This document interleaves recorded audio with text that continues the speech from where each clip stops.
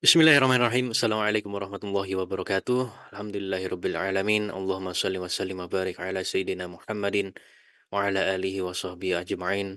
Amma ba'd. Rabbi shrah li sadri wa yassir li amri wa hlul 'uqdatam min lisani yafqahu qawli. Rabbana zidna ilman nafi'an warzuqna fahman.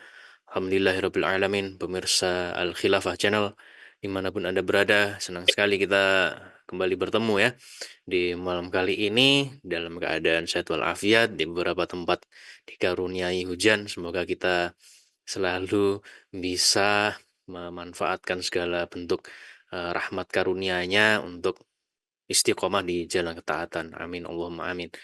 Dan tak lupa salawat serta salam semoga senantiasa kita sampaikan kepada junjungan kita Rasulullah Muhammad Sallallahu Alaihi Wasallam, keluarga, para sahabat dan orang-orang yang selalu istiqomah menjadi para pembela dan pejuang Islam hingga yaumil akhir.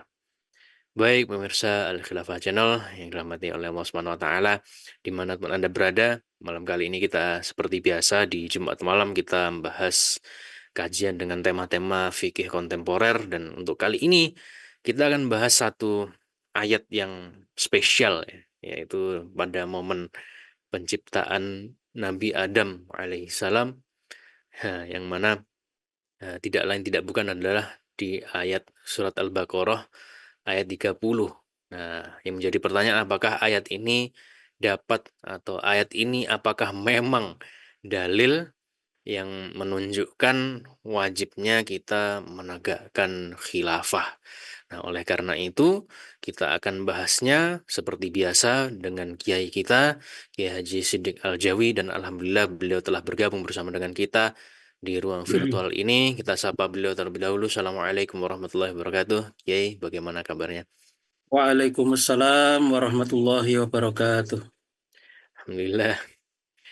Baik, insya Allah kita akan segera mulai saja kajian kita pada kesempatan malam kali ini karena sudah menginjak pukul 20.13 waktu Indonesia Barat. Namun sebelumnya kami sampaikan pada pemirsa, jika Anda memiliki pertanyaan atau hal-hal yang ingin Anda konfirmasi, Anda kritisi, Anda dapat menyampaikannya melalui kolom live chat yang terdapat pada layar YouTube Anda. Baik, langsung saja kita akan menyimak bersama-sama kajian yang disampaikan oleh Kiai Haji Siddiq Al-Jawi. Alhamdulillah, langsung saja kami persilakan pada panjenengan Kiai, tafadhol. Baik, terima kasih. Bismillahirrahmanirrahim. Alhamdulillahirabbil alamin. Wassalatu wassalamu ala asyrafil anbiya'i wal mursalin sayyidina wa maulana Muhammadin wa ala alihi wa sahbihi ajma'in, amma ba'du. Ikhwan sekalian yang dirahmati Allah Subhanahu wa taala, Bapak-bapak, Ibu-ibu yang berbahagia dimanapun Anda berada. Jumpa lagi kita pada malam hari ini di channel Al Khilafah. Tema kita pada malam hari ini adalah, benarkah Quran surat Al-Baqarah ayat 30 itu dalil wajibnya khilafah? Nah, ini ja'ilun fil ardi khalifah. Sesungguhnya aku, kata Allah, akan menjadikan di muka bumi ini seorang khalifah. Ya, ini surat Al-Baqarah ayat 30. Nah, biasanya kita memahami khalifah di dalam ayat itu artinya khalifatullah fil ardi. Khalifah artinya pengganti Allah di muka bumi, yaitu Nabi Adam. Ya, itu menjadi khalifatullah di muka bumi, wakil Allah di muka bumi untuk menegakkan hukum-hukum Allah bagi kemaslahatan para hambanya, para ciptaannya.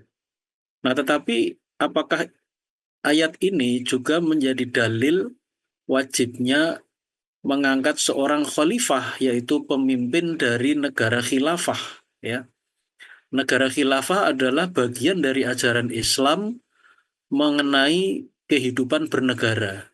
Jadi khilafah itu artinya negara Islam atau sistem pemerintahan Islam yang dicontohkan oleh Nabi Muhammad SAW, yang kemudian dilanjutkan oleh khalifah-khalifahnya, yaitu Abu Bakar, Umar, Utsman, dan Ali, yang bertujuan menerapkan hukum-hukum Islam ya secara kafah atau menyeluruh untuk semua aspek kehidupan.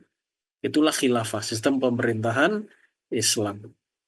Apakah bisa Quran surat Al-Baqarah ayat 30 tadi menjadi dalil wajibnya khilafah atau salah satu dalil ya, karena dalil wajibnya khilafah ini atau sistem pemerintahan Islam ini banyak dalilnya.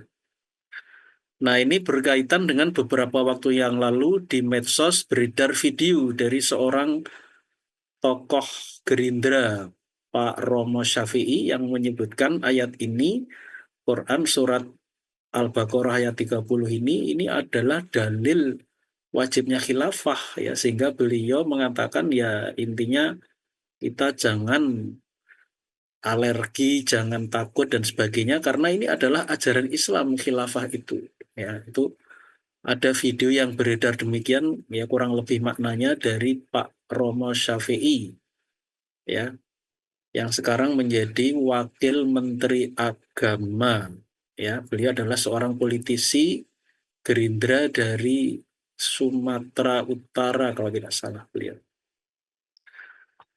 Baik, jadi ini kita lihat dulu ayatnya di dalam Quran surat Al-Baqarah ayat 30. Allah Subhanahu wa taala berfirman, "Wa idz qala rabbuka lil malaikati inni ja'ilun fil ardi khalifah." Ingatlah ketika Tuhanmu berfirman kepada para malaikat, "Inni ja'ilun fil ardi khalifah." Sesungguhnya aku hendak menjadikan seorang khalifah di muka bumi. Demikian surat Al-Baqarah ayat 30.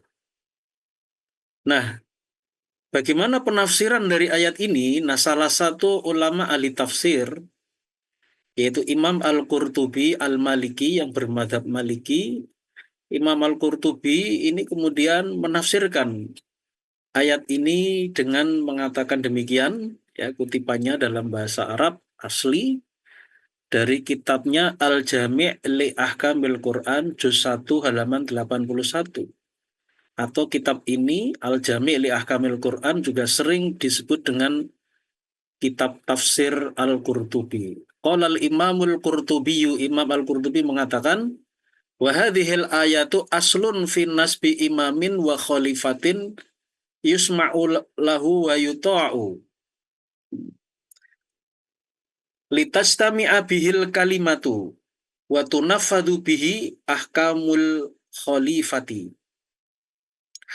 Imam Al-Qurtubi mengatakan wahadhil ayatu, dan ayat ini aslun itu adalah merupakan dasar finasbi imamin, dalam pengangkatan seorang imam wa khalifatin atau seorang khalifah. Jadi ini aslun ya, merupakan asal atau dasar pengangkatan seorang imam atau khalifah yusma'u lahu wa yuta'u, yang didengar dan yang ditaati, litastami'a bihil kalimatu, akan agar terjadi kesatuan pendapat umat, wa tunaffadhu bihi ahkamul khalifati, dan agar dapat diterapkan hukum-hukum khalifah, artinya hukum-hukum Islam yang ditabani atau ditetapkan oleh khalifah itu. Nah, demikian menurut Imam Al-Qurtubi ya, dalam kitabnya Al-Jami' li Ahkamil Quran atau kitab tafsir Al-Qurtubi juz 1 halaman 81. Jadi Bapak Ibu sekalian yang saya hormati, jadi salah satu ahli tafsir yaitu Imam Al-Qurtubi memang benar ya, jadi menjadikan ayat ini sebagai salah satu dari sekian dalil mengenai nasbul imam atau nasbul khalifah, pengangkatan imam atau khalifah, yaitu kepala negara dari negara khilafah ya. Jadi kalau khalifah itu nama atau gelar untuk kepala negaranya itu khalifah, kalau negaranya sendiri atau sistem pemerintahnya sendiri itu adalah khilafah. Jadi hubungan khalifah dengan khilafah itu mirip seperti presiden dengan republik. Jadi kalau presiden itu nama atau gelar untuk jabatannya presiden, sistemnya republik. Nah, kalau dalam Islam, sistem pemerintahannya namanya khilafah atau imamah. Ya, kepala negaranya disebut khalifah atau imam. Jadi memang dua kata ini, yaitu kata khalifah atau imam, itu memang sering disebut di dalam hadis-hadis Nabi secara bertukar. Ya, kadang Nabi menggunakan khalifah, kadang menggunakan kata imam, tapi dengan pengertian yang sama. Nah, jadi ayat ini menurut Imam Al-Qurtubi adalah aslun fi nasbi imamin wa khalifatin, ya, merupakan dasar dalam pengangkatan imam atau khalifah yang didengar dan yang ditaati. Hadirin yang dirahmati Allah Subhanahu wa taala. Nah,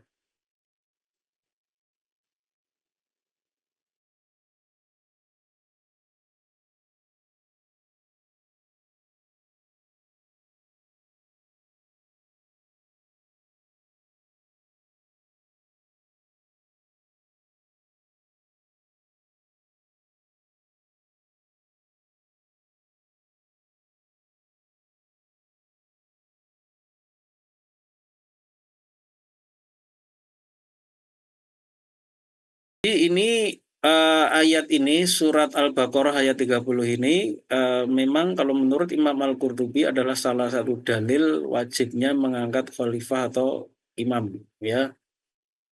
Nah, bagaimana sebenarnya, apakah pendapat ini memang sesuatu pendapat yang sahih atau mungkin kurang tepat atau apa? Maka sebenarnya apa yang disampaikan oleh Imam Al-Qurtubi ini memang benar adanya. Ya, memang bisa dibenarkan. Walaupun dalam apa namanya, tidak selalu seorang ulama atau mujtahid itu kemudian menjadikan ayat ini sebagai dalil, itu tidak selalu, ya, seperti Imam Taqiyuddin An-Nabhani. Imam Taqiyuddin An-Nabhani dalam kitab-kitab beliau itu seperti di kitab Saksiyah Islamiyah juz kedua tentang khilafah, kemudian di kitab beliau tentang Nidhamul Hukmi fil Islam, atau di kitab beliau Muqaddimah Dustur. Nah, Imam Taqiyuddin An-Nabhani memang tidak menjadikan ayat ini sebagai dalil wajibnya mengangkat khalifah, ya. Tetapi bukan berarti apa namanya, ketika ada ulama yang lain yang menjadikan ayat ini surat Al-Baqarah ayat 30 sebagai dalil, itu berarti tidak benar, ya, tidak tidak seperti itu, ya. Nah, kenapa pendapat Imam Al-Qurtubi ini termasuk pendapat yang bagus, yang islami? Nah, ini nanti ada penjelasannya dari segi kalau dalam istilah Arab disebut dalalah atau pemberian makna atau pemaknaan sebuah kata, itu namanya dalalah, ya. Dari segi dalalah kalau kita tinjau menurut ilmu usul fikih itu disebut dengan dalalah mutabaqah, ya, yaitu pemaknaan sebuah kata yang mencakup semua makna-maknanya. Jadi khalifah ini dalam ayat tadi itu memang mencakup semua makna khalifah. Jadi tidak hanya khalifatullah fil ardi, tapi khalifatul Rasulillah. Ya, khalifahnya Rasulullah seperti dulu Abu Bakar Siddiq. Nah, jadi seperti itu. Nanti akan saya jelaskan. Tapi sebelum saya jelaskan persoalan dalalah mutabaqah tadi, ini Imam Al-Qurtubi dalam hubungan atau dalam konteks wajibnya kaum muslimin mempunyai khilafah atau imamah, ini termasuk salah satu ulama yang mewajibkan, ya, dari sekian banyak ulama. Nah, ini saya kutipkan juga pendapat beliau dalam kitab yang sama, Al-Jami' li Ahkamil Quran, juz 1 halaman 264, ya. Kalau tadi kitab tafsirnya tadi, kalau tafsirnya tadi juz 1 halaman 81, ini juznya sama, juz 1 halaman 264. Nah, ini bagaimana pendapat Imam Al-Qurtubi tentang wajibnya khilafah atau imamah, ya. Di sini Saya kutip, waqala al-Imamul Qurtubiyyu, berkata Imam Al-Qurtubi, al-mutawaffa yang diwafatkan sanata Siti mi'atin wa wahidin wa sab'in, yang diwafatkan tahun 671 Hijriyah. Beliau berkata apa? Wala khilafa fi wujubi dzalika bainal ummati wala bainal a'immati. Wala khilafa artinya tidak ada perbedaan pendapat fi wujubi dzalika, mengenai wajibnya hal itu. Wajibnya hal itu tuh artinya apa? Wajibnya mengangkat khalifah atau nasbul khalifah. Bainal ummati wala bainal a'immati, di antara umat dan di antara para imam-imam madhab. Jadi beliau menegaskan tidak ada khilafiyah, tidak ada perbedaan pendapat, bahwa semua, baik itu di kalangan umat maupun semua imam-imam madhab, sepakat mengenai wajibnya hal itu, fi wujubi dzalika. Illa, kecuali, nah beliau meriwayatkan ada pendapat yang syadz. Syadz itu artinya pendapat yang apa ya, janggal atau sempalan atau non mainstream ya. Illa maruya anil asom, kecuali apa yang diriwayatkan dari al asom. Al asom itu nama orang, nama ulama, tetapi memiliki pengertian secara literal atau secara harfiah. Al-asom itu artinya tuli, ya, bahasa Jawanya itu budek, ya, tuli atau budek. Kecuali yang diriwayatkan dari al-asom, haitsu kana anis syariati asom, ya, yang dia itu, kata Imam Al-Qurtubi, yang dia itu memang asom atau tuli dari syariat. Wa kadzalika kullu man qala biqaulihi wa taba'ahu ala ra'yihi wa madhhabihi. Demikian pula setiap orang yang berkata dengan perkataannya, yaitu berkata apa? Bahwa khilafah itu tidak wajib. Nah, ini disebut sebagai orang yang tuli dari syariah, kata Imam Al-Qurtubi. Demikian juga setiap orang yang berkata dengan perkataannya, wa taba'ahu ala ra'yihi wa madhabihi, serta orang yang mengikuti al-asom tadi dalam pendapatnya dan madhabnya. Jadi demikian. Jadi ini Imam Al-Qurtubi mengeluarkan statement yang keras ya. Ini bisa disebut keras ini karena orang yang tidak sepakat dengan wajibnya khilafah ini disebut sebagai orang yang tuli dari syariah. Artinya tidak mau mendengar kebenaran, tidak tidak mau mengakui kebenaran Islam, yaitu bahwa khilafah itu adalah wajib, ya, sehingga disebut asom, ya, tuli dari syariah. Oke, jadi ini perkataan Imam Al-Qurtubi yang menerangkan tidak adanya khilafiyah di dalam wajibnya khilafah. Ya, tentu ini artinya tidak ada khilafiyah atau perbedaan pendapat yang mu'tabar, yang teranggap atau yang kuat ya. Karena bisa jadi sebuah pendapat yang disepakati wajibnya lalu ada yang berbeda. Tapi yang berbeda itu kalau ghairu mu'tabar, ya, tidak teranggap atau tidak kredibel, itu ya dianggap tidak ada gitu. Jadi tidak setiap kemudian kalau ada yang berbeda pendapat itu lalu pendapat yang berbeda pendapat ini otomatis mempunyai kekuatan yang sama dengan yang tidak berbeda gitu. Itu tidak seperti itu. Jadi kalau di dalam satu syair para ulama itu mengatakan begini dalam persoalan khilafiyah. Laisa kullu khilafin ja'a mu'tabarun illa khilafun lahu hadzun minan nazar. Jadi laisa kullu khilafin ja'a mu'tabarun. Jadi tidak setiap khilafiyah atau perbedaan pendapat itu sifatnya mu'tabar atau kredibel ya. Kecuali perbedaan pendapat yang memang layak untuk dipertimbangkan ya. Illa khilafun lahu hazun minan nazar. Jadi kalau yang berbeda pendapat itu imam-imam madhab, ya itu berarti perbedaan pendapat yang muktabar, yang kredibel, misalnya perbedaan pendapat antara Imam Syafi'i dengan Imam Abu Hanifah misalnya. Nah, tapi kalau antara imam madhab dengan seorang ulama yang ya secara kredibilitas pemikiran, ya wawasan maupun kredibilitas moral itu jauh dari para imam-imam madhab, ya berarti itu istilahnya tidak mu'tabar, yaitu laisa kullu khilafin ja'a mu'tabaron illa khilafun lahu hadzun minan nadhar. Jadi tidak setiap khilafiyah itu kemudian sah ya atau kredibel ya, kecuali khilafiyah yang memang layak untuk dipertimbangkan.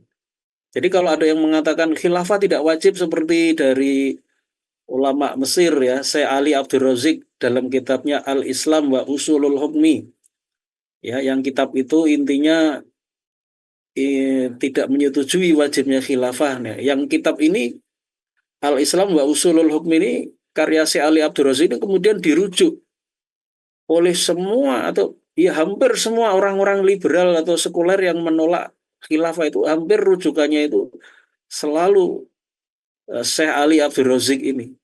Padahal Syekh Ali Abdul Razik itu siapa? Jadi itu seperti Al-Asom kalau dalam konteks perkataan Imam Al-Qurtubi ini, seperti Al-Asom, orang yang berbeda pendapat tapi syadz ya, menyimpang atau sempalan, bukan perbedaan pendapat yang mu'tabar dalam wajibnya khilafah.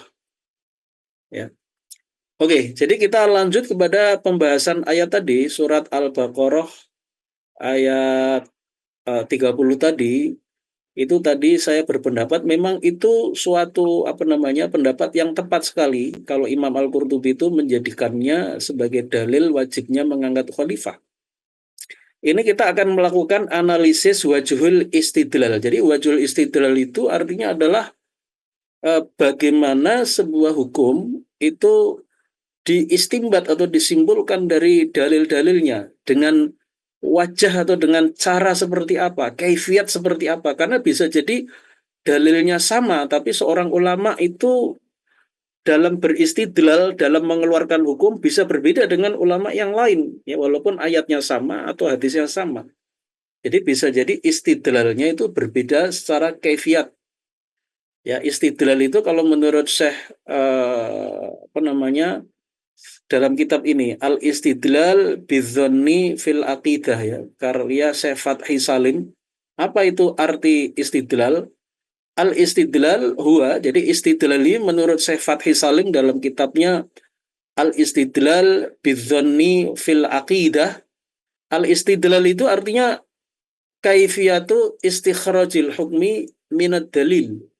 Jadi kaifiyatu istikhrajil hukmi minad dalil, yaitu cara mengeluarkan hukum dari dalilnya. Nah, itu namanya istidlal. Kalau wajhul istidlal itu artinya wajah atau cara mengeluarkan hukum dari dalilnya, karena cara ini nanti mungkin ada ulama yang mengambil maknanya secara zohir atau secara mantuk, ya ada yang mengambil makna secara mafhum, secara implisit, makna implisit, ya jadi cara mengeluarkan hukum atau mengeluarkan pemahaman dari suatu dalil ini bisa jadi memiliki wujuh atau wajah-wajah atau cara-cara, kaifiat-kaifiat yang beda-beda antara satu ulama dengan ulama lain. Nah, bagaimana cara memahami ayat di atas? Kok bisa surat Al-Baqarah ayat 30 tadi menjadi dalil wajibnya mengangkat khalifah garis miring imam, itu menggunakan pemaknaan atau pemberian makna terhadap suatu kata atau lafadz yang disebut dalalah mutabaqah. Dalalah mutabaqah itu adalah pemaknaan suatu kata yang mencakup semua makna yang dikandung oleh kata itu, yaitu dalalatul mutabaqati hiya dalalatul lafzi ala tamami maknahu. Jadi itu bahasa Arabnya demikian. Jadi dalalah mutabaqah adalah pemaknaan suatu kata yang mencakup semua makna yang dikandung oleh kata itu. Ya, demikian ini menurut definisi dari Syekh Atha bin Khalil dalam kitabnya Taisirul Usul ilal Usul, dan juga menurut Syekh Muhammad Husain Abdullah rahimahullah dalam kitabnya Al-Wadih fi Usulil Fiqih. Sebagai contoh, ini saya berikan satu contoh pemaknaan secara dalalah mutobakoh untuk kata sodakoh, ya, di dalam surat Al-Baqarah ayat 264 yang mencakup semua makna sodakoh, baik itu sodakoh yang sunnah atau sodakoh tatawu istilahnya, maupun sodakoh yang wajib yang diistilahkan dengan zakat. Nah, ini kita perhatikan dalam surat Al-Baqarah ayat 264, Allah Subhanahu wa taala berfirman, "Ya ayyuhalladzina amanu la tubtilu shadaqatikum bil manni wal adza." Hai orang-orang yang beriman, janganlah kamu membatalkan pahala sodakoh-sodakohmu dengan menyebut-nyebutnya, kalau bahasa Jawanya itu ngundat-undat gitu ya, dan menyakiti perasaan si penerima sodakoh. Quran surat Al-Baqarah ayat 264. Nah, yang menjadi pertanyaan ini, sodakotikum, ya, dalam ayat itu tuh sodakoh yang mana? Apakah sodakoh yang sunnah atau tatawu, yang sifatnya anjuran, ataukah sodakoh yang sifatnya wajib, yaitu zakat? Jawabannya adalah semuanya. Jadi di dalam surat Al-Baqarah 264 ini ada larangan, ya, jangan sampai pahala sodakoh kita batal karena kita ngundat-undat, ya, menyebut-nyebut pernah memberikan sodakoh kepada seseorang misalnya, atau memberikan dengan cara yang menyakitkan hati si penerima. Jadi sodakoh di sini ini maknanya apa? Maknanya adalah semua sodakoh, baik itu sodakoh yang sifatnya sunnah maupun yang sifatnya wajib. Jadi mencakup semua maknanya. Nah, pemaknaan sebuah kata yang seperti ini disebut dengan dalalah mutobakoh. Ya. Nah, ini beda dengan dalalah yang disebut dalalah tadomun. Jadi dalalah tadomun itu pemaknaan sebuah kata, tapi hanya sebagian maknanya saja, bukan semua makna. Dalalah tadomun itu ada sebuah kata, mungkin dia memiliki makna dua, tapi di dalam satu ayat atau dalam satu hadis, makna yang dimaksud itu bukan semuanya, tapi hanya sebagian makna dari kata itu. Nah, ini pemaknaan kata yang mencakup tidak semua makna, tapi hanya sebagian makna dari kata itu, ini disebut dalalah tadommun. Nah, ini kita berikan contoh kata sodakoh juga, dalam surat At-Taubah ayat 60 yang itu hanya berarti sodakoh yang wajib atau zakat. Nah, kita perhatikan ayatnya di dalam surat At-Taubah ayat 60. Nah, di dalam surat At-Taubah ayat 60 ini ada kata sodakoh. Tapi sodakoh yang dimaksud tidak semua sodakoh, yaitu yang sunnah, yang wajib, tapi hanya yang wajib saja. Sodakoh yang wajib itu ya maknanya adalah zakat. Zakat, ya. Nah, dalam surat At-Taubah ayat 60 Allah Subhanahu wa taala berfirman, "Innamas shadaqatu lil fuqara'i wal masakini wal 'amilina 'alaiha wal mu'allafati qulubuhum wa fir riqabi wal gharimina wa fi sabilillahi wa ibnis sabil faridatan minallah wallahu alimun hakim." Sesungguhnya zakat itu. Jadi kata sodakoh itu kita maknai zakat, bukan sodakoh. Berarti ini kan kata sodakoh yang ada pada ayat ini artinya apakah mencakup semua jenis sodakoh? Jawabannya tidak. Nah, ini yang disebut dengan dalalah tadomun, yaitu pemaknaan sebuah kata tapi tidak mencakup semua makna-makna dari kata itu, tapi hanya sebagian makna dari kata itu, ya. Jadi di dalam ayat ini atau ayat 60 itu adalah kata sodakoh. Yang ini hanya berarti zakat. Zakat itu untuk siapa? Lil fuqara'i, untuk orang-orang fakir, wal masakini, orang-orang miskin, wal amilina 'alaiha, amil-amil zakat, wal mu'allafati qulubuhum, orang-orang yang mu'allaf, yang diikat hatinya, wa fir riqabi, untuk memerdekakan budak, wal gharimina, untuk orang yang berhutang, wa fi sabilillah, dan untuk orang yang berjihad di jalan Allah, wa ibnis sabil, dan untuk orang ibnu sabil, yaitu orang yang kalau ibnu sabil itu kalau di kitab-kitab fikih disebut al-musafir al-munqati', orang yang dalam perjalanan, musafir yang terputus. Munqati', terputus itu artinya apa? Dia tidak bisa melanjutkan perjalanan. Ya, dia terputus di tengah jalan mungkin karena bekalnya habis atau mungkin dicopet, dicuri harta-hartanya. Nah, ini namanya ibnu sabil. Maka dia berhak mendapat zakat supaya dia bisa pulang ke kampungnya, ya. Faridota minallah, ya, sebagai suatu ketetapan dari Allah. Wallahu alimun hakim. Allah maha mengetahui lagi maha bijaksana. Nah, jadi di dalam ayat ini kata sodakoh itu sodakoh yang mana? Itu bukan semua sodakoh. Artinya bukan semua sodakoh baik yang sunnah maupun yang wajib, tapi hanya sodakoh yang wajib atau zakat. Nah, ini yang disebut dengan pemaknaan secara dalalah tadomun. Nah, ini beda dengan dalalah yang pertama tadi dalam ilmu usul fikih yang disebut dengan dalalah mutabaqah, yaitu pemaknaan sebuah kata yang mencakup semua makna-makna yang terkandung di dalam kata itu. Nah, dalalah mutabaqah itulah, ya, yang digunakan oleh Imam Al-Qurtubi ketika beliau menafsirkan kata khalifah di dalam surat Al-Baqarah ayat 30 tadi, inni ja'ilun fil ardi khalifah.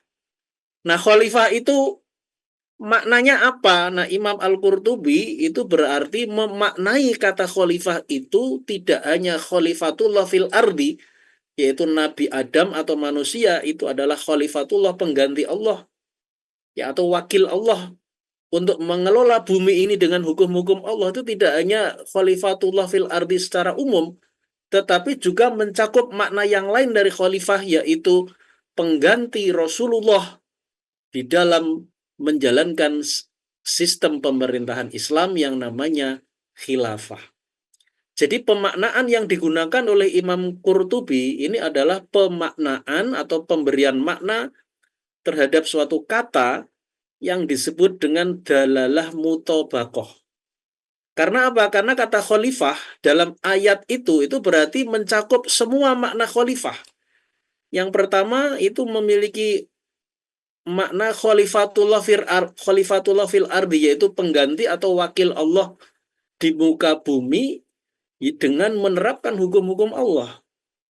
Tetapi juga bisa memiliki makna yang kedua. Khalifah itu adalah khalifatul Rasulillah, yaitu khalifah dalam arti pengganti atau wakil dari Rasulullah sebagai pemimpin dari negara khilafah atau negara Islam.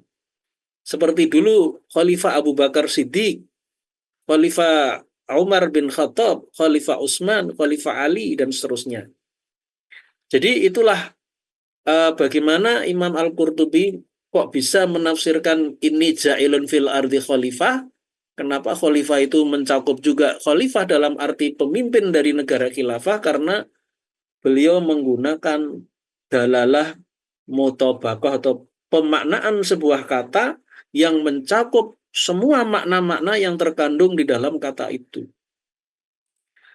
Maka dari itu, khalifah di dalam surat Al-Baqarah ayat 30 tadi secara syar'i memang absah jika diartikan khalifah sebagai pemimpin negara khilafah.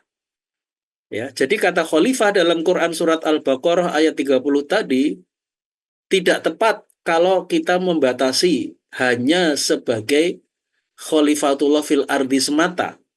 Ya, jadi itu berarti mencakup khalifah itu, karena dalam ayat itu mencakup semua maknanya, baik itu khalifatullah fil ardi maupun khalifatul Rasulillah Shallallahu alaihi wasallam fi daulatil khilafah, yaitu khalifah Rasulullah atau pengganti Rasulullah dalam kepemimpinan negara khilafah. Demikianlah jadi simpulannya surat Al-Baqarah ayat 30 tersebut memang layak atau tepat untuk dijadikan salah satu dalil yang mewajibkan pengangkatan khalifah atau nasbul khalifah dalam negara khilafah sebagaimana penafsiran Imam Al-Qurtubi. Wallahu a'lam. Demikian, terima kasih. Barangkali kita bisa diskusi lebih jauh mengenai tema ini. Apakah surat Al-Baqarah ayat 30 ini memang layak menjadi salah satu dalil wajibnya mengangkat khalifah. Ya, terima kasih. Assalamualaikum warahmatullahi wabarakatuh. Waalaikumsalam warahmatullahi wabarakatuh. Kiai Haji Sidik Al-Jawi, alhamdulillahirabbil jazakallah khairan atas penjelasannya. Jadi memang surat Al-Baqarah ayat 30 ini tadi ditafsirkan dengan mutabaqah ya. Jadi penggunaan maknanya, pemaknaannya itu mencakup segala makna yang terkandung atau yang bisa digunakan untuk satu kata atau kalimat atau ayat tersebut. Sehingga ternyata di ayat ini ya layak dan bisa nah, untuk dimaknai sebagai dalil yang menyatakan kewajiban mengangkat khalifah atau menegakkan khilafah begitu pemirsa. Baik, pemirsa Al-Khilafah Channel, jika Anda memiliki pertanyaan atau hal-hal yang ingin Anda konfirmasi, Anda kritisi, Anda dapat menyampaikannya melalui kolom live chat yang terdapat pada layar YouTube Anda. Nah, ini sebelum menantikan atau kita membahas pertanyaan dari pemirsa, saya ingin bertanya kepada Kiai Siddiq, Kiai, karena saya sudah mencatat beberapa pertanyaan saya setelah menyimak kajiannya Panjenengan, Kiai. Nah, ini yang ingin saya tanyakan itu adalah mungkin ini saat ada 2 pertanyaan tapi digabung menjadi satu saja tidak apa-apa ya. Jadi ini berkenaan dengan tadi kaidah tafsir ya Kiai. Sebenarnya apa yang menentukan seorang ulama itu dalam ayat tertentu menggunakan kaidah tafsir A, kemudian ayat yang lainnya kaidah tafsir B. Nah, ini apa yang menjadi kriteria ulama tersebut dan juga ketika nanti sekian banyak ulama itu sudah menafsirkan ayat yang sama, lalu bagaimana, faktor apa yang menentukan mana tafsiran yang lebih kuat dan mana yang, bisa dikatakan lemah begitu, Kiai? Ya, jadi begini ya, seorang ulama atau seorang fuqaha atau mujtahid atau mufassir itu ketika dia membaca satu ayat atau membaca satu hadis itu yang jelas itu berbeda dengan orang awam ketika membaca ayat atau hadis. Jadi ketika orang awam membaca satu ayat atau hadis itu biasanya hanya memahami ayat itu atau hadis itu secara lahiriah atau yang terucap atau makna yang tersurat ya, yang itu disebut mantuk ya. Mantuk yang terucap apa? Nah, itulah yang dipahami oleh orang awam atau kebanyakan kita. Nah, tetapi nah ini beda dengan para ulama baik itu mujtahid atau mufassir atau seorang fuqaha ahli fikih itu ketika memahami ayat atau hadis itu tidak semata-mata mengambil makna dari apa yang terucap atau yang tersurat, tetapi menggunakan kaidah-kaidah penafsiran atau kaidah-kaidah usul fikih ya sehingga mungkin kalau bagi kita orang awam bisa kaget loh kok bisa dimaknai seperti itu ya karena memang kaidah-kaidah penafsiran itu banyak gitu. Nah, selama sebuah kaidah itu memang pas atau cocok dengan fakta ayat yang ada, fakta hadis yang ada, atau korinah-korinah atau petunjuk-petunjuk yang ada pada ayat, pada hadis tertentu, ya berarti sah seorang mujtahid itu mengistimbat hukum dari satu ayat atau satu hadis tertentu yang bisa jadi oleh ulama lain mereka tidak sampai ke sana gitu. Nah, saya kasih contoh ya. Misalnya ada satu hadis ya, di mana dalam satu hadis Rasulullah Shallallahu Alaihi Wasallam bersabda, ini mengenai zakat untuk apa namanya binatang yang dimiliki oleh seseorang, ya. Rasulullah pernah mengatakan eh, fil ghanami saimati zakatun. Fil ghanami asaimati zakatun. Jadi pada domba yang digembalakan, zakatun itu ada zakatnya. Nah, fil ghanami asaimati zakatun. Jadi pada domba yang digembalakan itu ada zakatnya. Tentu setelah memenuhi nisab ya. Nisab kalau kambing itu 40 ekor. Jadi kalau ada 40 ekor sudah ya keluarkan zakatnya 1 ekor kambing. Tapi ini yang digembalakan. Nah, ini kalau bagi orang awam ya kita memahaminya secara lurus-lurus saja apa adanya. Pokoknya kalau punya kambing 40 ekor digembalakan zakatnya 1 ekor. Nah, tapi ulama dia bisa mengambil pemahaman yang sifatnya berkebalikan dari yang terucap. Ya, jadi ulama kemudian mengambil kesimpulan berarti kalau kambingnya itu tidak digembalakan, yaitu kambingnya itu di kandang, tidak digembalakan, di kandang dikasih rumput oleh tuannya atau pemiliknya, berarti kambing seperti itu tidak ada zakatnya, walaupun lebih dari 40 ekor.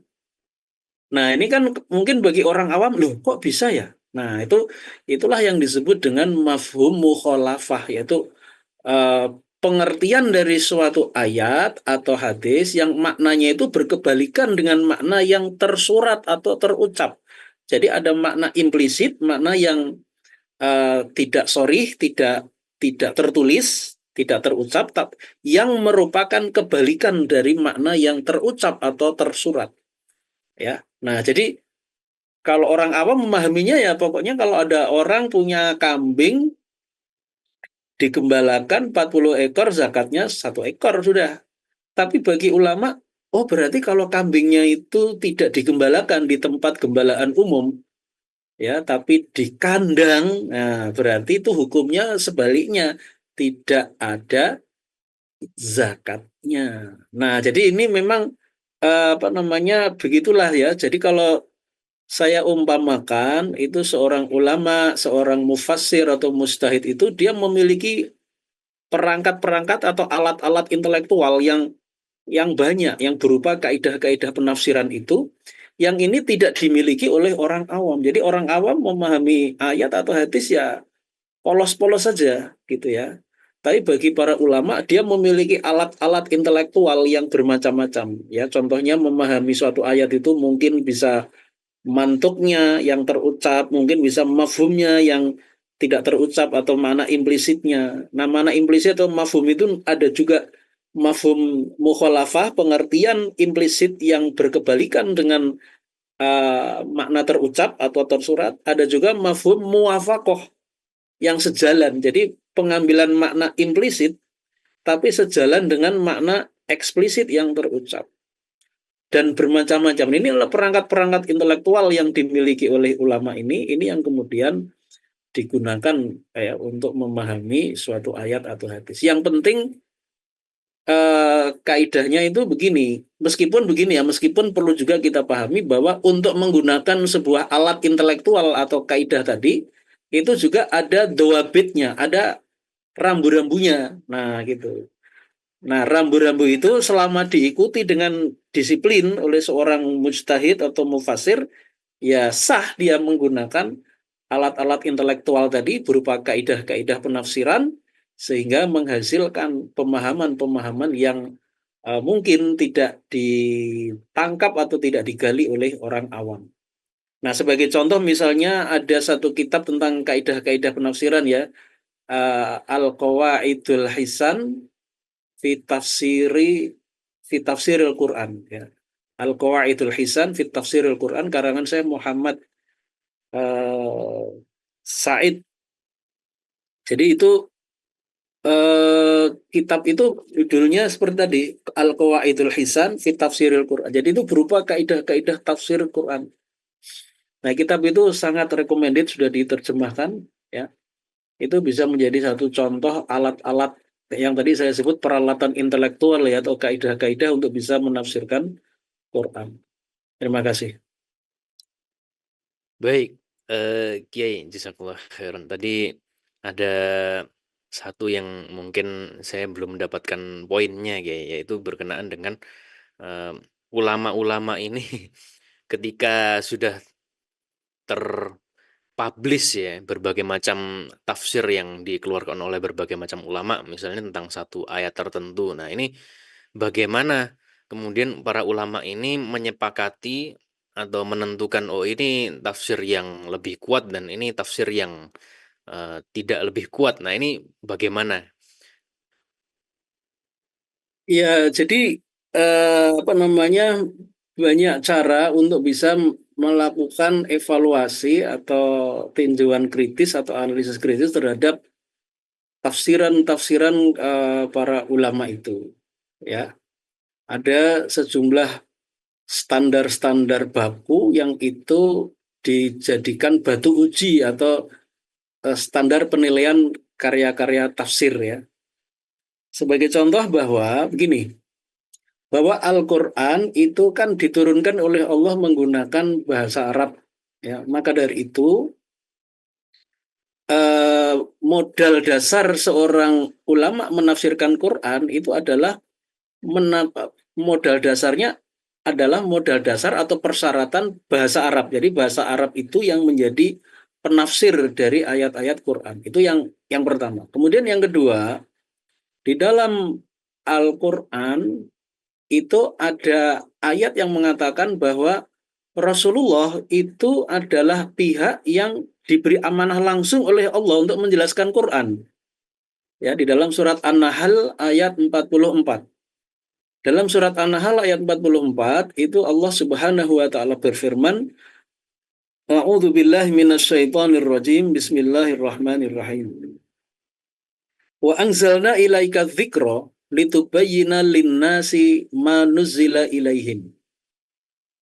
Wa anzalna, dan telah kami turunkan ilaika kepada Muhammad adzikra, yaitu Al-Qur'an, litubayyina, agar kamu menerangkan. Jadi Allah ini mengatakan bahwa Allah menurunkan Al-Qur'an kepada Nabi Muhammad, wa anzalna ilaika dzikra litubayyina, agar kamu Muhammad menerangkan ya manuzzila ilaihim, apa-apa yang telah diturunkan kepada mereka, yaitu Quran. Jadi Nabi itu diberi tugas oleh Allah untuk menjelaskan Quran.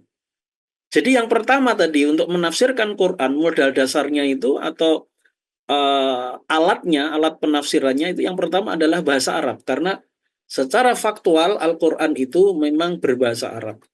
Yang kedua, yang menjadi patokan dasar dalam penafsiran Quran itu adalah menjadikan hadis Nabi atau as-sunnah sebagai penafsir dari ayat-ayat Quran. Baik hadis itu berupa perbuatan Nabi atau ucapan Nabi atau diamnya Nabi, itulah yang menjadi penafsir dari Quran. Jadi kalau ada tafsiran-tafsiran yang menyimpang dari kaidah-kaidah bahasa Arab misalnya, atau ada penafsiran yang menyimpang dari penjelasan dari hadis-hadis Nabi terhadap ayat Quran, berarti itu penafsiran yang tidak bisa diterima. Ya, sebagai contoh misalkan di dalam ayat Al-Quran itu ada perintah-perintah sholat. Aqimus sholata wa atuz zakata warka'u ma'ar raki'in. Al-Baqarah ayat 43. Tegakkanlah sholat, ya, tunaikanlah zakat, dan rukuklah kamu bersama orang-orang yang rukuk. Ya, itu Al-Baqarah ayat 43. Nah, pertanyaannya bagaimana sholat di dalam ayat itu? Itu sholat itu artinya apa? Bagaimana sholat itu? Itu dijelaskan oleh Rasulullah Shallallahu Alaihi Wasallam. Ya, dijelaskan oleh Rasulullah mengenai bagaimana kita sholat. Bagaimana zakat pada ayat itu? Maka zakat itu dijelaskan oleh Rasulullah Shallallahu Alaihi Wasallam. Nah, jadi hadis-hadis Nabi yang banyak itu yang berkaitan dengan sholat, mulai dari mawaqitu sholat, waktu-waktu sholat, ya, kemudian kaifiat sholat atau sifat sholat Nabi, bagaimana cara Nabi sholat dari mulai takbir sampai salam, itulah yang menjadi penafsiran dari ayat tadi. Aqimus sholata wa atuz zakata warka'u ma'ar raki'in. Nah, jadi itu penafsiran yang sahih gitu, menggunakan hadis Nabi sebagai penafsir dari ayat tadi. Nah, termasuk juga saya kasih contoh lagi, ada ini contoh penafsiran yang benar ya. Nanti akan saya berikan contoh penafsiran yang lepas dari kaidah sehingga akhirnya nilainya bisa menjadi salah atau menyesatkan. Eh, Contoh saya ingin ini contoh yang benar ya karena merujuk kepada Nabi ya, bagaimana sholat, bagaimana zakat merujuk kepada Nabi. Nah, ada satu ayat yang mestinya itu merujuk kepada Nabi, tapi karena merujuk pada pikiran sendiri dari si penafsir, akhirnya keluar dari kebenaran. Misalnya dalam surat Al-Baqarah ayat 62, Innalladzina amanu walladzina hadu wan nasara wasabiina man amana billahi wal yaumil akhiri wa amila solihan fala khaufun alaihim walahum yahzanun. Falahum ajruhum 'inda rabbihim wala khaufun 'alaihim wala hum yahzanun. Itu Al-Baqarah ayat 62. Yang ayat ini seringkali dijadikan dalil oleh orang-orang sekuler, khususnya orang-orang yang berpaham pluralis ya, untuk mengatakan semua agama itu benar, semua agama masuk surga. Innalladzina amanu, sesungguhnya orang-orang yang beriman ya. Ini adalah orang Islam. Walladzina hadu, dan orang-orang Yahudi. Wan Nasoro, dan orang-orang Kristen. Wasobiina, dan orang-orang Sobiin. Ya, Sobiin ini ada yang mengatakan segolongan dari orang Yahudi, ada yang mengatakan segolongan dari orang Kristen atau Nasrani. Man amana billahi wal yaumil akhiri, barang siapa yang beriman kepada Allah dan dari akhir, wa amila soliha, dan mengerjakan amal soleh, falahum ajruhum inda rabbihim, maka bagi mereka pahala dari Tuhan mereka, wala khaufun alaihim, dan mereka tidak merasa takut, tidak ada merasa kekhawatiran, wala hum yahzanun, dan mereka tidak bersedih hati. Surat Al-Baqarah ayat 62. Nah, ayat ini sering dijadikan hujah tuh oleh orang-orang liberal atau orang-orang sekuler. Ini lo lihat orang Yahudi, orang Kristen tuh mendapat pahala dari Allah gitu. Berarti ini yang benar itu jangan hanya Islam klaim kebenaran, ini orang Kristen juga mendapat pahala, orang Yahudi juga gitu. Nah, ini nih jenis penafsiran yang mengabaikan fungsi Nabi sebagai penjelas, sebagai orang yang berhak menjelaskan ayat ini. Jadi di dalam satu hadis, itu ada hadis sahih riwayat Imam Muslim. Ini kan Nabi menerangkan posisi orang Yahudi dan Nasrani setelah Nabi Muhammad diutus. Ini ada dalam kitab Sahih Muslim. Ya. Nah, Rasulullah mengatakan begini, Walladzi nafsu Muhammadin biyadihi. Jadi Nabi itu mengawali ucapannya dengan sumpah. Walladzi nafsu Muhammadin biyadihi. Demi zat yang jiwa Muhammad ada di tangannya. La yasma'u biya ahadun min hadhil ummati Yahudiyun wala Nasraniyun thumma yamutu walam yu'min billadhi ursiltu bihi illa kana min ashabin nari.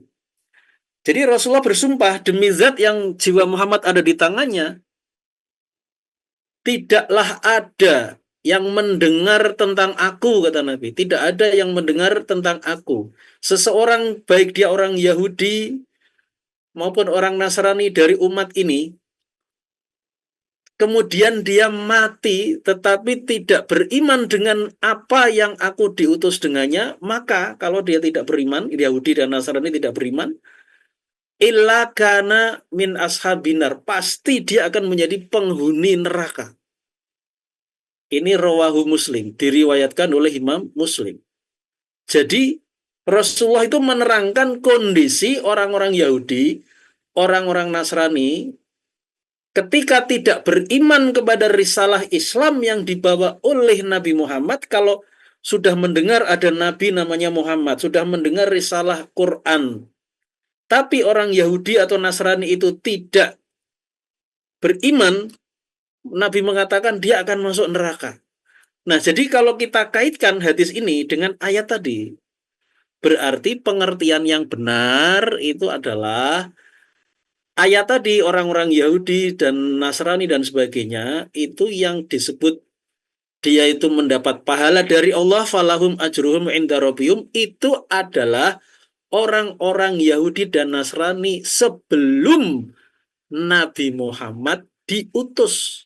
Bukan setelah Nabi Muhammad diutus. Karena setelah Nabi Muhammad diutus itu ternyata Nabi mengatakan, kalau ada orang Yahudi dan Nasrani itu mendengar tentang aku, tidak beriman dia masuk neraka. Itu kan berarti orang Yahudi dan Nasrani setelah diutus.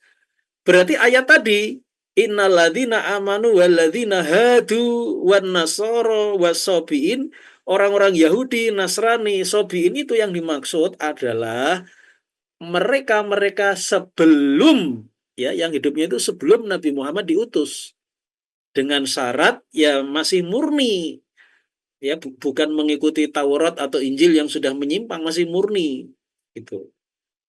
Atau ada jenis penafsiran yang kedua adalah orang-orang Yahudi, Nasrani, Sobiin tadi yang selamat mendapat pahala dari Allah itu memang setelah Nabi Muhammad diutus tapi yang masuk Islam.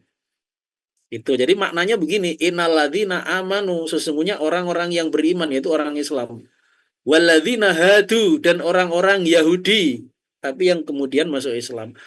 Wan nasoro, dan orang-orang Kristen, tapi kemudian masuk Islam. Wasobiin, dan orang-orang sobiin, tapi kemudian masuk Islam. Nah gitu ya.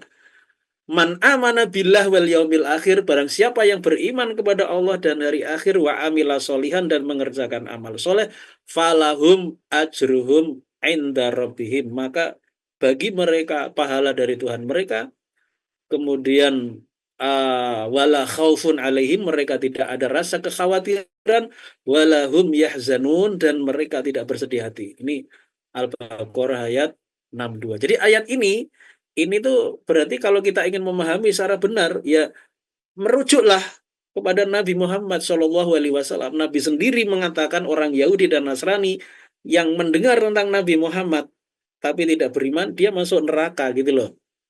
Ya kan? Nah, berarti itu yang dimaksud dengan ayat tadi itu adalah orang Yahudi, Nasrani, Sobiin sebelum Nabi Muhammad diutus. Atau ini juga pemahaman yang benar nih, ya.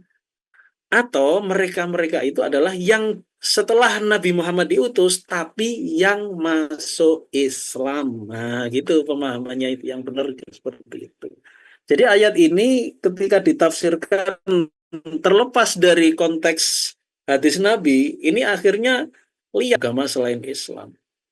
Nah, disitulah pentingnya tadi ada fungsi tadi pertama bahasa Arab itu menjadi alat tafsir yang pertama, kemudian yang kedua adalah hadis Nabi. Hadis-hadis Nabi ini menjadi alat tafsir atau modal tafsir yang kedua untuk menafsirkan ayat-ayat Quran yang ada di dalam yang ada dalam Quran ya, gitu. Demikian. Baik, jazakallah khairan. Oke, ini penjelasan yang luar biasa ya tadi. Dan bahwasannya proses dalam menafsirkan Al-Quran ini pemirsa yang tentu saja pertama menggunakan bahasa Arab ya. Harus memahami kaidah-kaidah bahasa Arab, kosakata penggunaan kata itu seperti apa yang umum yang orang-orang itu sudah sama-sama mafhum. Kemudian selanjutnya kita mendapatkan penjelasan dari Nabi, termasuk hadis-hadis yang sebenarnya itu tidak secara langsung berada pada momen diturunkannya ayat tersebut, tapi masih satu tema gitu. Nah, ini perlu dikumpulkan ya. Makanya kemampuan seorang fasirin itu memang ya Ya. mengumpulkan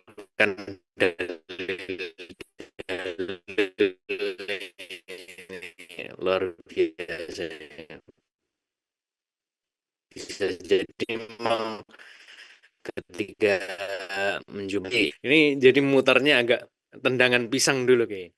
Baru kembali ke topik yang surat Al-Baqarah ayat 30 ini yang saya masih belum memahami itu adalah mengapa para ulama itu bersepakat untuk menggunakan metode atau kaidah mutabakoh tadi, saya agak lupa namanya.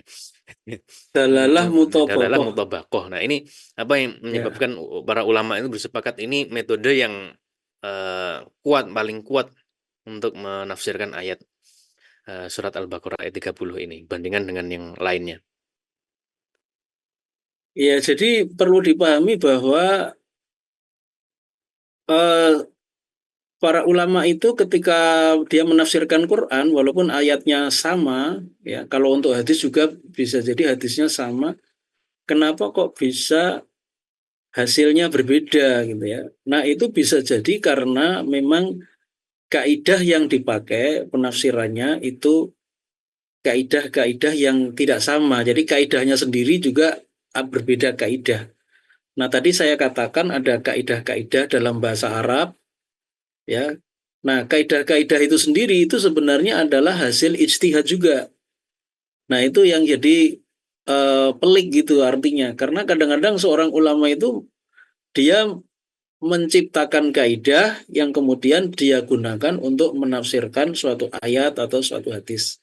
Ya, kaidah ini bisa berupa kaidah bahasa atau qawaid lughawiyah itu yang disebut dengan kaidah usuliyah. Jadi kaidah usuliyah itu kaidah yang sifatnya lughawiyah, kaidah yang diambil dari bahasa Arab, kaidah-kaidah kebahasaan dalam bahasa Arab. Ada yang disebut juga dengan qawaid fikhiyah atau qawaid syariah, ya kaidah-kaidah yang itu eh, berupa hukum syariat, berupa hukum syara, itu yang disebut dengan istilah kaidah fikih gitu. Nah, ini adalah hasil istihad. Nah, gitu. Yang itu kadang-kadang antara satu ulama dengan ulama yang lain itu kadang memang berbeda dalam kaidahnya sendiri itu berbeda gitu. Sebagai contoh misalnya eh, dalam hal penggunaan mafhum yang namanya mafhum muwafaqah, ya.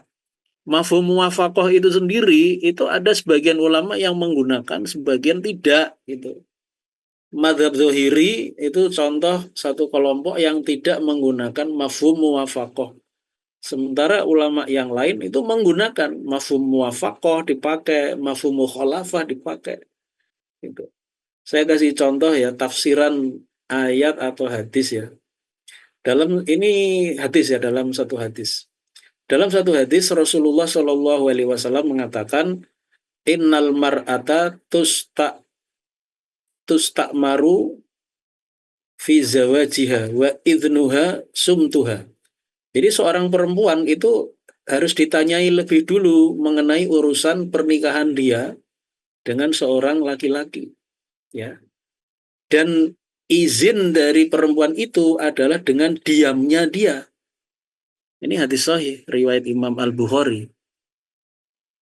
Nah, ini ada golongan yang namanya madhab zuhiri. Madhab zuhiri itu mengambil hadis itu apa adanya. Jadi kalau seorang perempuan ditanya, kamu mau nggak? Ditanya sama walinya ya, bapaknya atau wali yang lainnya. Misalnya bapaknya bertanya kepada anak gadisnya, kamu mau nggak saya nikahkan dengan si Fulan? Kalau perempuan itu diem, nah itu benar kata ulama madhab zuhiri. Tapi kalau perempuan ditanya, kamu mau nggak saya nikahkan dengan si Fulan? Perempuan itu lalu menjawab, mau. Itu menurut madhab Zohiri itu nggak benar itu. Jadi yang benar itu harus diam gitu. Karena di dalam hadis itu wa idnuha sumtuha atau somatuha, yaitu persetujuan dari perempuan itu ketika mau dinikahkan dengan laki-laki itu persetujuannya itu dengan diam. Jadi kalau wanita itu ditanya, kamu mau nggak sama walinya ditanya, kamu mau nggak saya nikahkan dengan si fulan? Perempuan itu mengatakan mau pak, itu malah nggak benar. Gitu. Harus diam menurut madhab Zohiri. Gitu. Tapi kalau madhab jumhur atau mayoritas ulama itu yang menggunakan yang namanya mafhum muwafaqah, menarik makna secara implisit, memang tidak terucap atau tertulis, dan makna implisit itu muwafaqah sejalan dengan yang terucap, ya. Jadi kalau diam itu sudah setuju, apalagi kalau perempuan itu bicara dengan mulutnya mengatakan mau, Pak. Jadi kata-kata mau itu berarti kan sejalan dengan diam kan. Diam itu setuju, apalagi dia mengatakan saya mau, Pak, atau saya setuju. Itu kan berarti mafhum pengambilan makna ya secara implisit ya yang sejalan muwafaqah, mafhum muwafaqah. Jadi kalau diam saja itu sudah dianggap perempuan itu setuju, apalagi kalau perempuan itu mengatakan setuju, itu berarti ya lebih kuat. Bukan berarti bertentangan dengan hadis Nabi sebagaimana paham mazhab Zuhiri. Nah, ini persoalan penggunaan mafhum muwafaqah saja itu ya ada sebagian ulama seperti mazhab Zuhiri ini yang tidak mengamalkan. Pokoknya perempuan itu ketika ditanya mau nggak saya nikahkan dengan si fulan, wali bertanya kepada perempuan, perempuan nggak boleh bicara.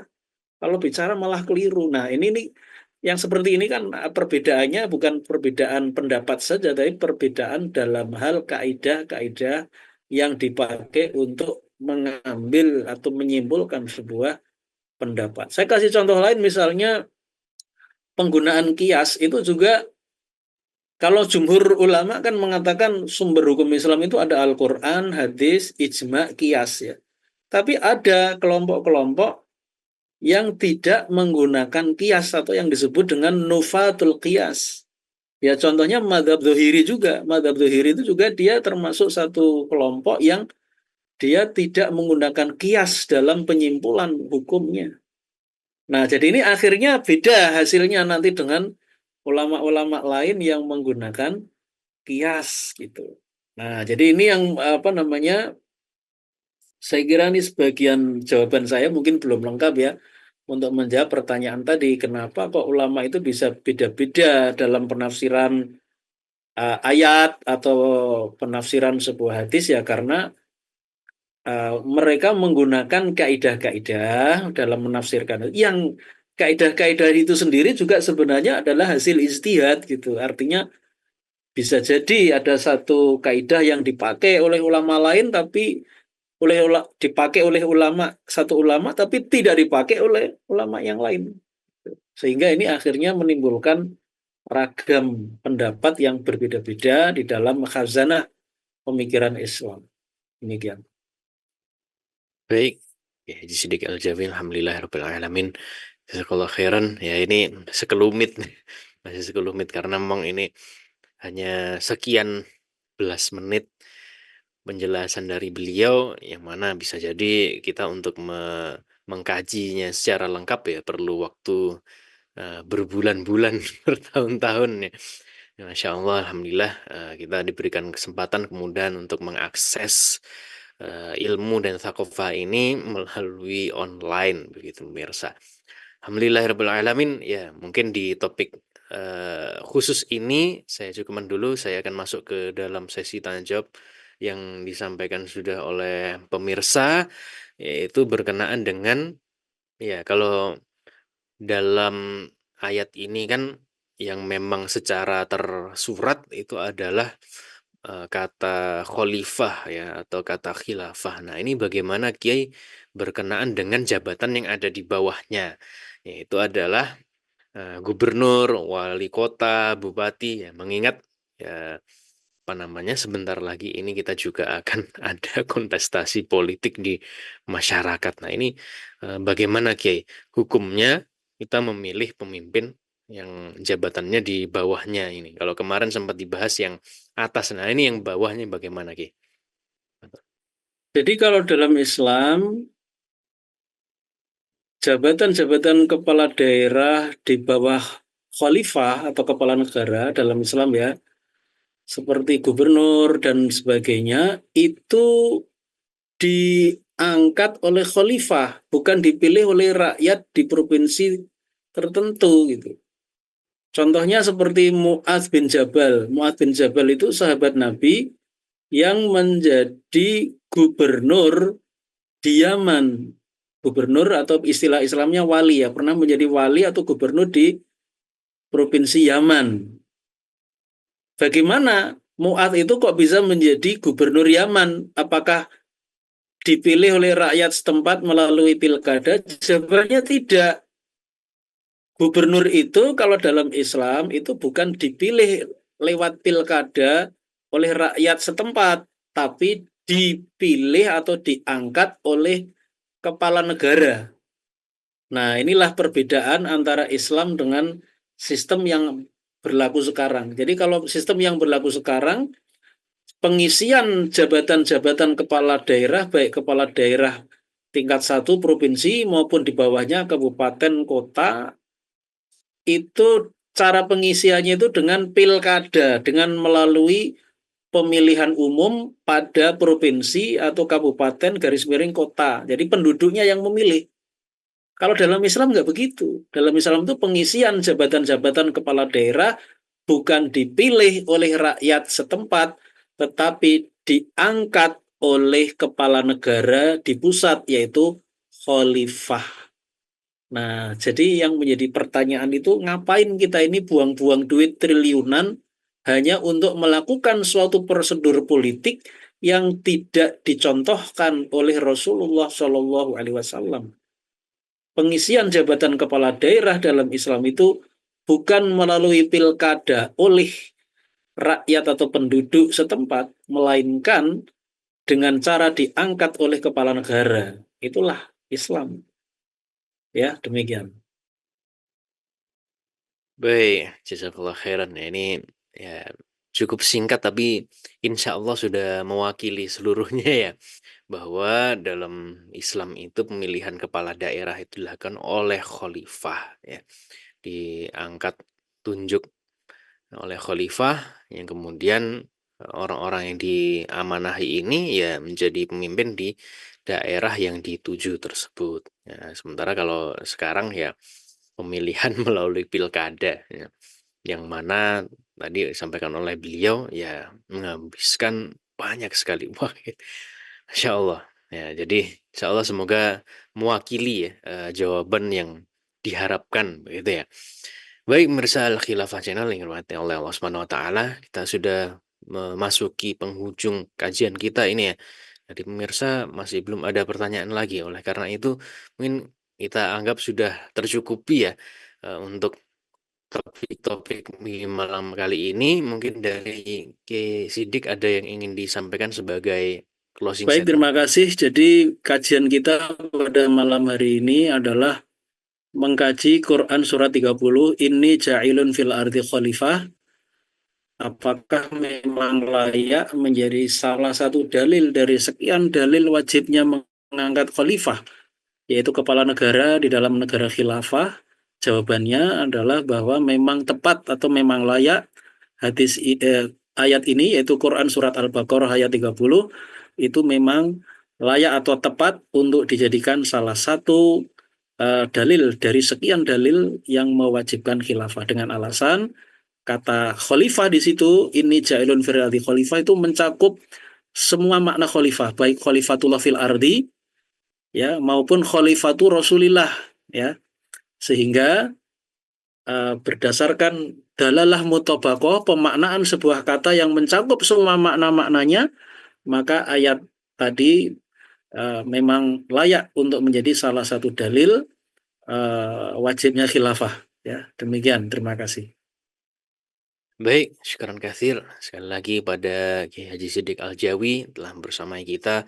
Kita sudah menyimak kajiannya bersama-sama termasuk mengupas tadi ya tanya jawabnya dan semoga apa yang kita timba ilmunya dari beliau semua menjadi keberkahan tentu saja agar menjadi kebaikan yang terus mengalir ya keberkahan itu tadi kita jangan lupa tidak pernah berhenti untuk menyampaikan, menyebarkan ya khususnya kajian ini ya pada orang-orang di sekitar kita dengan membagikan link live streaming ini kepada siapapun orang terdekat kita, siapapun Yang insya Allah link streaming ini, video ini bisa disaksikan kapanpun dan dimanapun asalkan memiliki koneksi internet, pemirsa. Dan juga bagi Anda yang baru saja menemukan channel ini, jangan lupa untuk subscribe dan menyalakan lonceng notifikasi agar Anda tidak melewatkan video-video live streaming terbaru dari Al Khilafah channel ini. Biasanya 30 menit sebelum jadwalnya sudah ada notifikasinya, pemirsa. Nah, jadi kita bisa bersiap-siap dan juga nanti menyimak di waktunya. Baik, insya Allah demikian yang bisa kita bahas pada kesempatan malam kali ini. Mewakili seluruh kerabat kerja yang bertugas, saya Muhammad Alimuddin Rosyid, pamit undur diri dari hadapan Anda. Terima kasih atas perhatian Anda. Kita akhiri. Subhanakallahumma wabihamdika. Asyhadu an la ilaha illa Subhanakallahumma wa anta astaghfiruka wa bihamdika atubu ilaik. asyhadu an la ilaha illa anta astaghfiruka wa atubu ilaik. Akhirul kalam. Assalamualaikum warahmatullahi wabarakatuh.